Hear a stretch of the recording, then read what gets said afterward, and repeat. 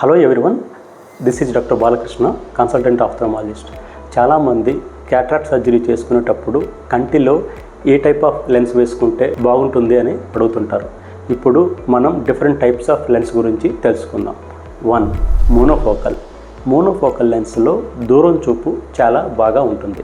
దగ్గర చూపుకి గ్లాసెస్ వాడే అవకాశం ఉంది. 2. మల్టీఫోకల్. దీంట్లో దూరం మరియు దగ్గరికి చూపు చాలా బాగుంటుంది. అద్దాలు వాడే అవకాశం ఇంకా ఉండదు. 3. Trifocal lenses. దీంట్లో దగ్గరకి దూరంతో పాటు ఇంటర్మీడియట్ విజన్ అనేది చాలా బాగుంటుంది. అంటే కంప్యూటర్ వర్క్ చేసే వాళ్ళకి ఇది చాలా ఎక్కువగా యూస్ఫుల్గా ఉంటుంది. 4. EDOF lenses, EDOF, extended depth of focus lenses.